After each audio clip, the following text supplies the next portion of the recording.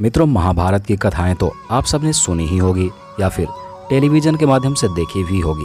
महाभारत को कुछ लोग केवल एक काल्पनिक कथा मानते हैं तो कुछ सच।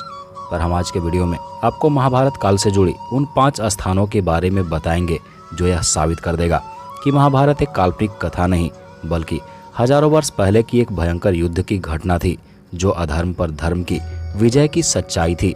महाभारत युद्ध कई कारणों से हुआ था, जिसमें सबसे बड़ा कारण था भूमि व राज्य के बंटवारे को लेकर। काफी दिनों के कसमकस के बाद जब कोई हल न निकला तो पांडवों की ओर से शांति दूत बनकर श्री कृष्ण को हस्तिनापुर भेजा गया।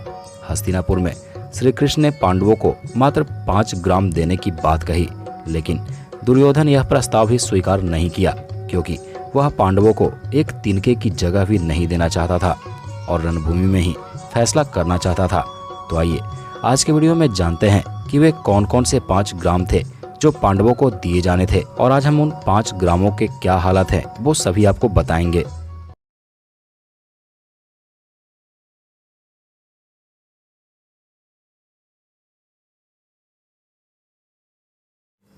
सबसे पहले जिस ग्राम का उल्लेख मिलता है वो है श्रीपत या सिंही।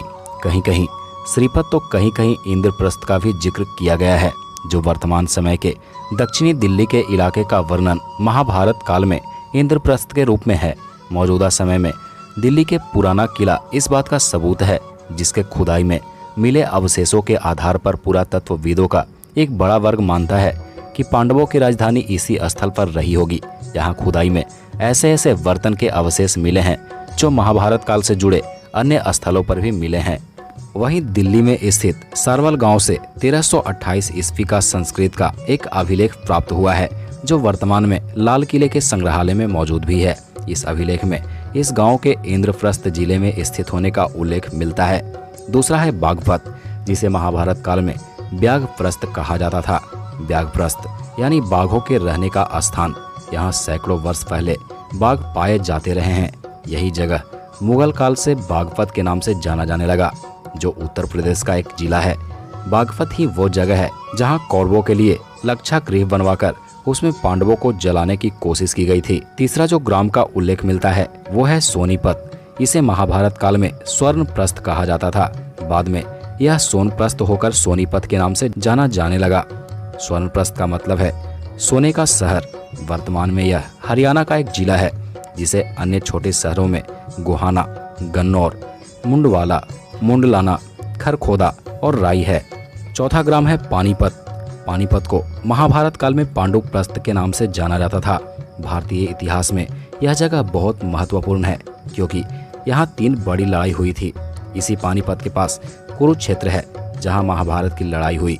पानीपत भारत की राजधानी से तकरीबन 90 किलोमीटर उत्तर की ओर स्थित है, जिसे वर्तमान में सिटी ऑफ वीवर यानी कि बुनकरों का शहर कहा जाता है।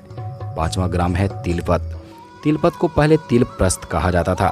महाभारत काल में इसे तिलप्रस्थ के नाम से जाना जाता था, जो हरियाणा के फरीदाबाद जिले में एक बड़ा कस्बा है, जो वर्तमान यमुना नदी के किनारे स्थित है। ये सभी 5 गांव पांडवों की ओर से हस्तिनापुर नरेश से मांगने के लिए श्री कृष्ण शांति दूत बनकर गए थे, परंतु दुर्योधन को ये 5 गांव देना भी गवारा लगा। हालांकि धृतराष्ट्र ने दुर्योधन से यह भी कहा था कि पुत्र, अगर मात्र 5 ग्राम उन पांडवों को देने से अगर युद्ध टल सकता है तो उन 5 ग्राम देकर युद्ध को टाल दो। परंतु दुर्योधन को युद्ध ही उचित लगा, और जब महाभारत की युद्ध हुई तो केवल विनाश ही हुआ और अंत में पांडवों की विजय हुई। तो मित्रों, ये थे वर्तमान के वो 5 स्थान जो महाभारत युद्ध से पहले श्री कृष्ण ने कौरवों से मांगी थी। अगर वीडियो अच्छी लगे तो वीडियो को लाइक व चैनल को सब्सक्राइब करना मत भूलिएगा। मिलते हैं अगले वीडियो में, तब तक के लिए नमस्कार।